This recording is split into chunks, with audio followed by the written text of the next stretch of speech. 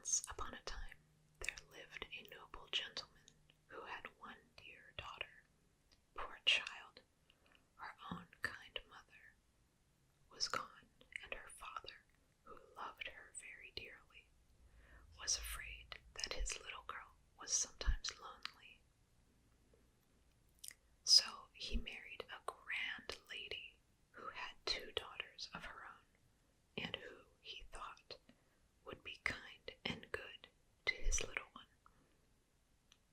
But no sooner did the stepmother enter her new home than she began to show her true character.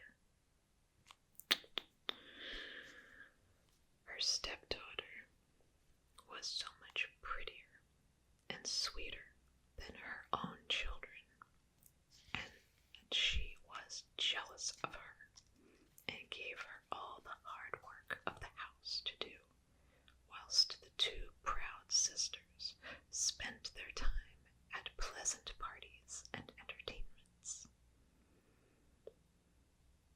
The only pleasure the poor child had was to spend her evenings sitting in the chimney corner, resting her weary limbs, and for this reason her sisters mockingly named her Cinderella. The sisters' fine clothes made Cinderella feel very shabby, but in her little torn frock and ragged shoes, she was 1,000 times more lovely than they. Now it chanced that the king's son gave a grand ball, to which he invited all the lords and ladies in the country, and amongst the rest, Cinderella's 2 sisters were asked to attend. How pleased and excited they were when the invitation arrived. For days they could talk of nothing but the clothes that they should wear, and the grand folks they hoped to meet. When at last the great day arrived, Cinderella was kept running about from early until late, decking the sisters and dressing their hair. "Don't you wish you were going to the ball?" said one of them. "Indeed, I do," sighed the poor little maid. The sisters burst out laughing. "A pretty spectacle you would be," they said rudely. "Go back to your cinders. They are fit company for rags." Then, stepping carefully into their carriage so that they might not crush their fine clothes, they drove away to the ball. Cinderella went back to her chimney corner and tried not to feel envious, but the tears would gather in her pretty eyes and trickle down her sorrowful face. "What are you crying for, child?" exclaimed a silvery voice. Cinderella stopped and raised her eyes. Who could it be? Then in a moment she knew. It was her fairy godmother. "I do so want," began Cinderella, but then she began to sob. "To go to the ball," finished the grandmother, or the godmother.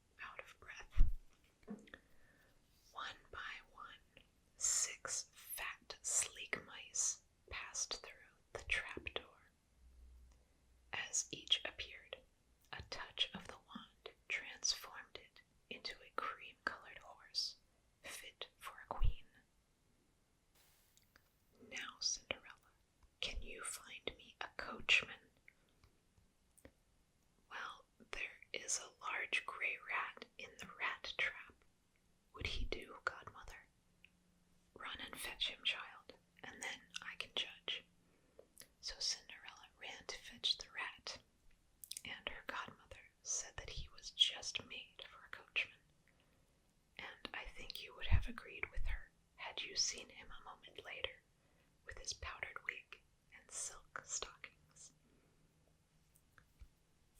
6 lizards from behind the pumpkin frame became 6 footmen in splendid liveries. You would have thought they had been footmen all their lives. Cinderella was so excited that she could scarcely speak. "Oh, godmother," she cried, "it's all so lovely."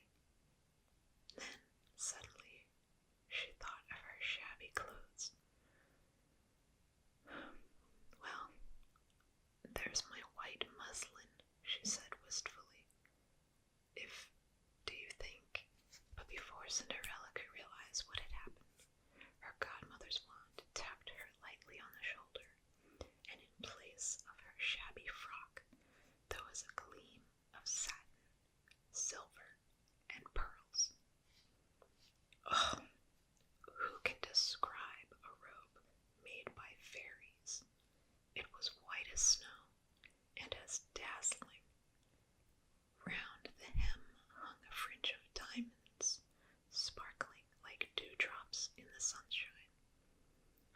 The lace about the throat and arms could only have been spun by fairy spiders. Surely it was a dream. Cinderella put her daintily gloved hand to her throat and softly touched the pearls that encircled her neck. "Come, child," said the godmother, "or you will be late." As Cinderella moved, the firelight shone upon her dainty shoes. "They are of diamonds," she said. "No," answered her godmother, smiling. "They are better than that. They are made of glass, made by fairies. And now, child, go and enjoy yourself to your heart's content. Only remember, if you stay at the palace 1 instant after midnight, your coach and servants will vanish, and you will be the little gray Cinderella once more." A few moments later, the coach dashed into the royal courtyard, and the door was flung open. Cinderella alighted. As she walked slowly up the richly carpeted staircase, there was a murmur of admiration, and the king's son hastened to meet her. "Never," he said to himself, "have I seen anyone so lovely." He led her into the ballroom, where the king, who was much taken with her sweet face and pretty, modest manners, whispered to the queen that she must surely be a foreign princess. The evening passed away in a dream of delight, Cinderella dancing with no one but the handsome young prince, and being waited on by his own hand at supper time. The 2 sisters could not recognize their ragged little sister in the beautiful and graceful lady to whom the prince paid so much attention, and felt quite pleased and flattered when she addressed a few words to them.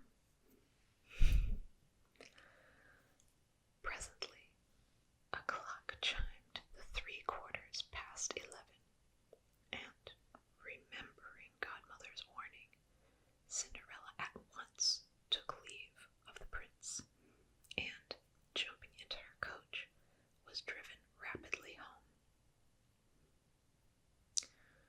Here she found her godmother waiting to hear all about the ball.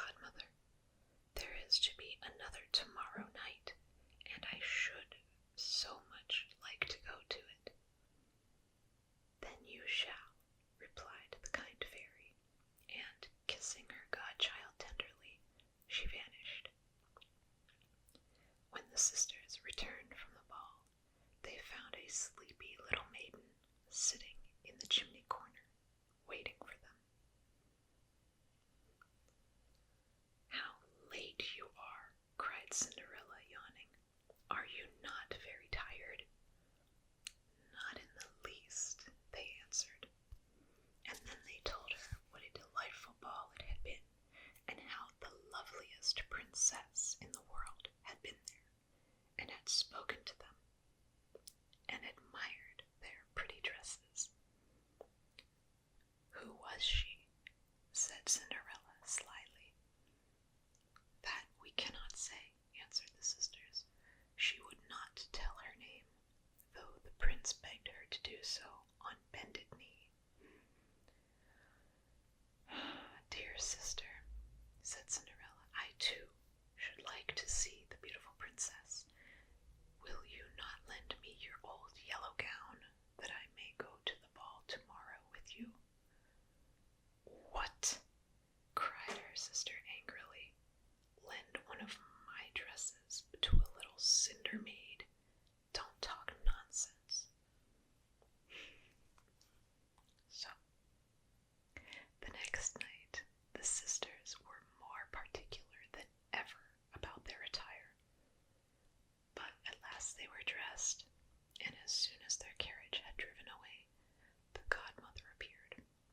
Once more she touched her godchild with her wand, and in a moment she was arrayed in a beautiful dress that seemed as though it had been woven of moonbeams and sunshine.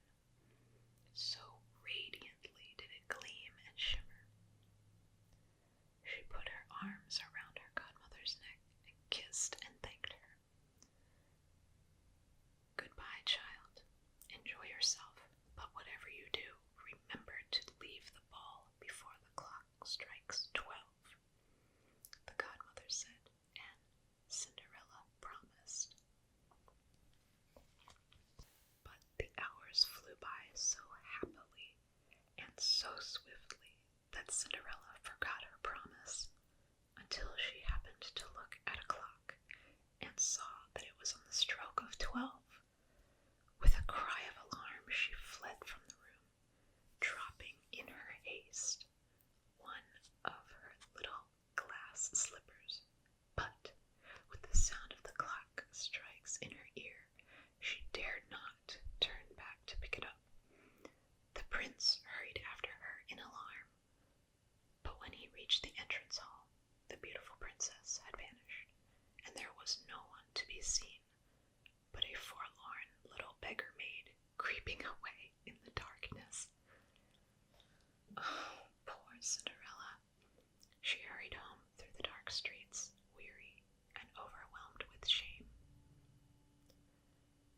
The fire was out when she reached her home, and there was no godmother waiting to receive her. But she sat down in the chimney corner to wait for her sister's return. When they came in, they could speak of nothing but the wonderful things that had happened at the ball. The beautiful princess had been there again, they said, but had disappeared just as the clock struck 12, and though the prince had searched everywhere for her, he had been unable to find her. He was quite beside himself with grief, said the elder sister, for there is no doubt he hoped to make her his bride. Cinderella listened in silence to all they had to say, and, slipping her hand into her pocket, felt that the one remaining glass slipper was safe, for it was the only thing of all of her grand apparel that remained to her.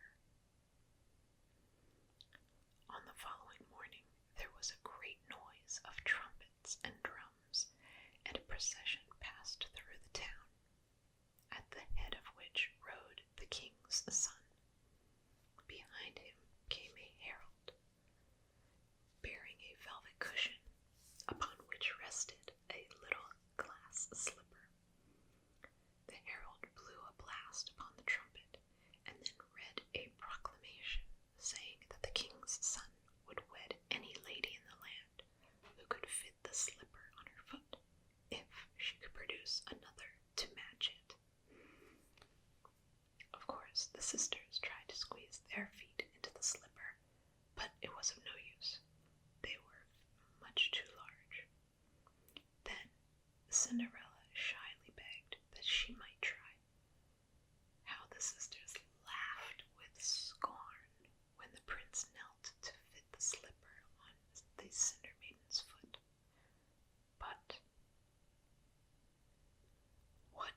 their surprise when it slipped on with the greatest ease, and the next moment Cinderella produced the other slipper from her pocket. Once more she stood in the slippers, and once more the sisters saw before them the lovely princess who was to be the prince's bride. For at the touch of the magic shoes, the little gray frock disappeared forever, and in place of it, Cinderella wore a beautiful robe the fairy godmother had given to her.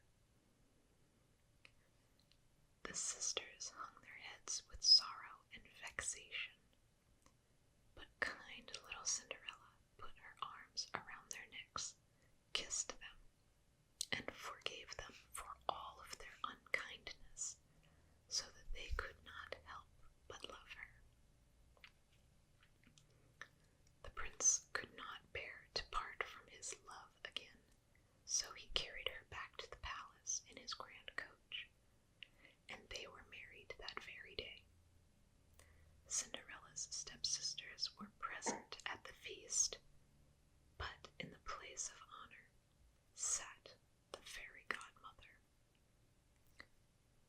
So, the poor little Cinder Maiden married the prince, and in time they came to be king and queen, and lived happily ever after.